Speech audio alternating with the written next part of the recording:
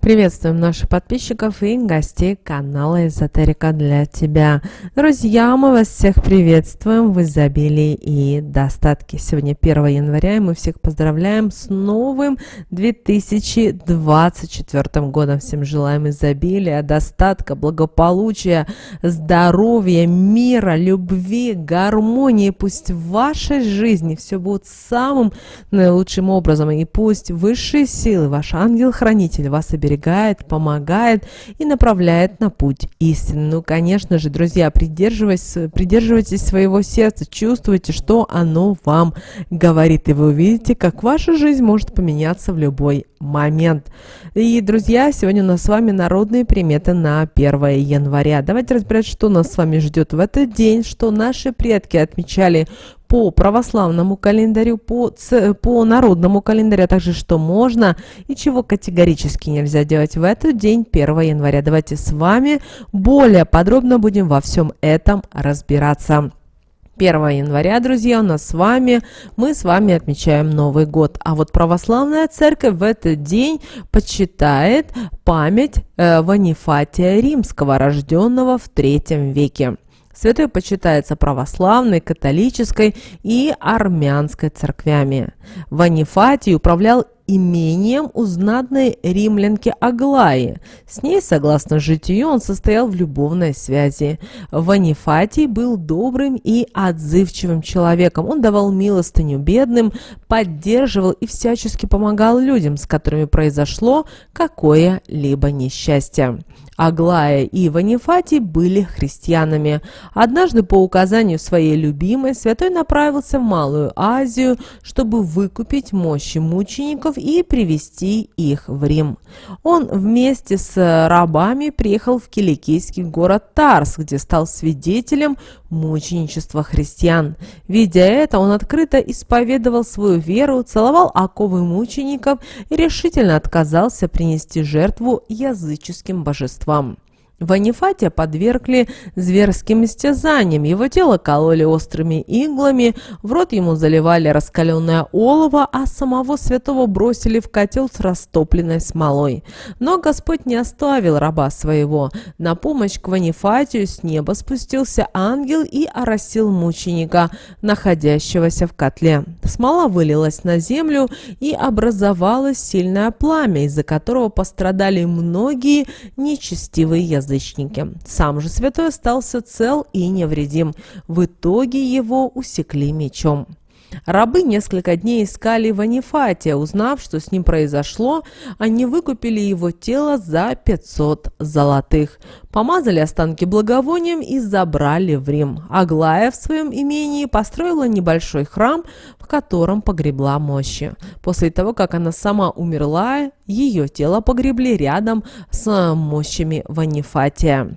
Еще 1 января почитается память инока Киево-Печерского монастыря Ильи Печерского, почитаемого православной церковью в лике преподобных. Святой считается прототипом былинного Ильи Муромца. Был он силачом по прозвищу Чеботок, получил которое после того, как отбил у врагов сапоги. Проживал святой уже в XII веке, скончался около 1188 года в Киево-Печерской лавре. Достоверных сведений о его житии сохранилось мало. Родителями его были обычные крестьяне. В детские годы Илья страдал параличем, но потом чудесным образом исцелился. До пострига служил в княжеской дружине. О его воинских подвигах и невиданной силе ходили целые легенды. Судя по мощам, которые почивают в Антониевых пещерах, святой при жизни был как минимум на голову выше обычных людей и обладал внушительными размерами. После получения тяжелого ранения Илья решил окончить воинскую карьеру и посвятить себя иноческой жизни. В 1643 году Илья Муромца официально канонизировали. Своим покровителем его считает русское воинство.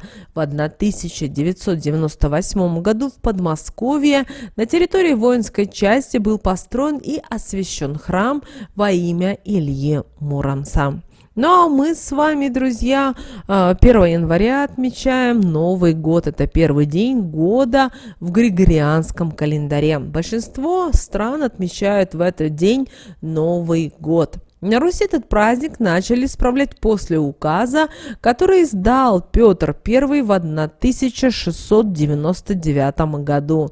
Несмотря на относительно недавнее время установления этой даты, она уже успела обрасти многими народными приметами и традициями. И, как вы знаете, в наших странах, в славянских странах отмечают с особым размахом. Однако помните о том, что сейчас идет пост, и верующие люди его соблюдают, не употребляют алкогольных напитков и пищи животного происхождения. И Ванифатий Римский, память которого почитается в этот день, считается небесным блюстителем трезвости и здоровья. Святому молится об избавлении от пьянства. Обращаем ваше внимание, что в Древней Руси Новый год отмечали весной, когда оживала природа, и встречали его как праздник солнца, тепла и нового урожая. Обычаи его отмечания были схожи с современными пасхальными. Ходили на кладбище, поминали усопших, пекли булки, молились у подножия святых. Но с принятием христианства в X веке его стали отмечать согласно византийскому календарю в первый день осени. Именно с 1 сентября ткачи, столяры, кузнецы и стельмахи колесных дел мастера принимались активно за свою работу. И только в канун 1700 года по указу Петра I датой Нового года была названа 1 января. Царь приказал, чтобы к этому дню все украсили свои дома еловыми и сосновыми ветками. Ровно в полночь Петр I с факелом в руках вышел на Красную площадь и запустил праздничную ракету. Так начался новогодний салют. Кстати, первоначально ели из сосна использовались для защиты дома от нечисти, якобы боявшейся хвойного запаха. Украшать дом этими деревьями было принято до 1918 года. Потом был наложен запрет на новогодние елки. Лишь в середине 20 века ель снова вернулась в дома как главный символ торжества. Также 1 января, еще до приказа Петра I, в народе чествовали Илью Муромца, былинного богатыря, избавителя Киева от татарского калин-царя. Он вместе со стражами Руси, Добрыней Никитичем и Алешей Поповичем считался символом могущества нашего Отечества.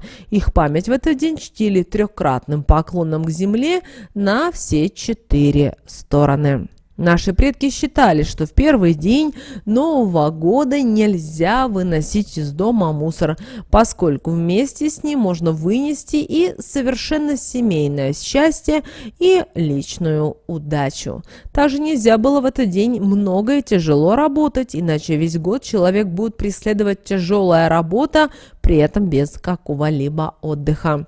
Первый день года не стоит ссориться, употреблять нецензурную лексику и встревать в какие-либо конфликты. Все это привлечет к человеку негативную энергию, которая будет сопровождаться в течение всего года. Также в этот день не советую употреблять много спиртного и злоупотреблять вредной пищей.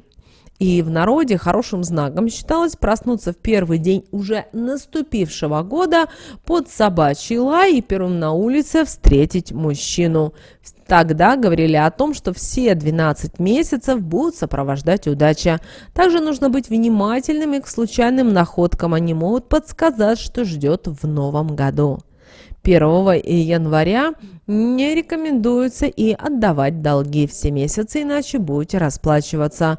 Разобраться с денежными вопросами, как мы с вами говорили уже в других видео, нужно до Нового года. А после брать в долг не стоит вплоть до крещения, иначе весь год можно испытывать лишения. Также говорят, что 1 января не стоит выбрасывать елку, мол, можно выкинуть за порог всю радость. То же касается и новогодних недогоревших свеч и еды с праздничного стола. Также в этот день наши предки обращали внимание и на погоду, и поэтому И если утро будет теплое 1 января, то говорили о том, что хороший будет урожай и ржи. Ну а звездная новогодняя ночь предвещает богатый урожай ягод. Если деревья покрыты были снегом, то это говорило о том, что будет благополучный год для сельскохозяйственных работ. Ну а лунная новогодняя ночь обещает богатый урожай бобовых культур. Хорошо, если в этот день идет снег, будет хороший урожай хлеба. Но если 1 января ветрено, то осенью соберете много орехов. Человек, рожденный 1 января, по знаку зодиака Козерог. Он обладает мужественным характером, высокой работоспособностью и усердием, и всегда твердо идет к намеченной цели. Если вам по жизни не сопутствует удача, то приобретите амулет в виде небольшой чаши, сосуда или, как вариант, кувшина, наполненного фруктами или цветами. Тем, чьи именины выпали на этот день, полезно обзавестись деревцем с листочками из аметистов. Оно способно сделать вас более удачливым человеком, кроме того, привлечь богатство и любовь. Хотите изготовить себе оберег, заготовьте летом Тимофееву траву, или так еще ее называют в народе Тимофеевку. Высушите ее и сложите в маленький мешочек, сшитый из шелка. Его нужно постоянно носить с собой, тогда он сможет уберечь вас от всяких напастей. Мужчины, которым не везет в любовных отношениях, стоит положить несколько сухих веточек в букет из полевых цветов и преподнести его своей избраннице. Чтобы вы понимали, энергия этого дня в какой-то степени сложная и противоречивая. Чтобы очистить пространство, обязательно зажгите аромасвечу и дайте ей немного погореть. Также обращаем ваше внимание, что сны, приснившиеся в ночь с 31 декабря на 1 января, никогда не сбудутся. Картинки снов будут больше похожи на сказку, но не могут отражать связь прошлого, настоящего и будущего, которое порой совсем не очевидно. В этот день можно попрактиковать и осознанные сновидения. Вселенная сегодня открыта для этого, и даже у новичков могут выйти неожиданные результаты. Самый легкий метод контроля своих сновидений в этот день – это сделать сознательную установку на то, что вы хотите увидеть во сне. В момент засыпания думайте о приятных картинках, о людях, которые вы бы хотели увидеть. Все остальное ваше подсознание и энергия сделают сами. Главное – запомните детали своего сна. Что же можно было делать 1 января по народным приметам? А чтобы Новый год был богат на события и разнообразие, нужно в течение дня несколько раз постараться поменять наряды. А чтобы привлечь в новом году деньги, советуем во время умывания натереть руки не мылом, а именно монетами. А тем, чья работа связана с торговлей, советуем сделать скидку первому в новом году покупателю, чтобы обеспечить себе процветание и успех на весь год. Давайте теперь поговорим о том, чего же нельзя было делать 1 января. Несмотря на первый день Нового года и связанные с этим праздники, как вы знаете, у православных продолжается строгий рождественский пост, а потому они должны воздерживаться не только в употреблении спиртного и пищи, но и в увеселениях, развлечениях и в плотских страстях. В этот день, если верить многовековой мудрости наших предков, категорически запрещено заниматься любым рукоделием.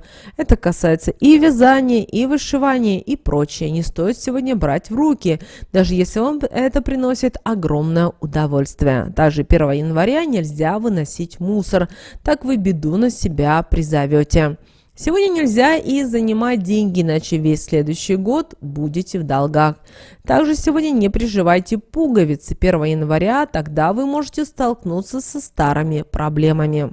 Поскольку 1 января первый день Нового года, то рекомендуется провести его так, как вам хотелось бы, чтобы прошел весь следующий год. Поэтому не стоит сегодня тяжело трудиться, лучше все-таки расслабиться и отдохнуть.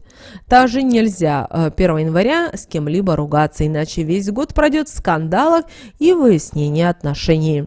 Не рекомендуется в этот день в супружескую постель класть гостя. Наши предки верили в поверье, что тогда в дом придет измена.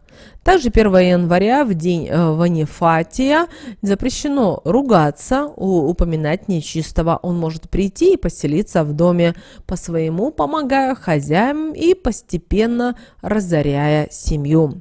Но если плохо встретить первой в этот день женщину, то будете бедствовать.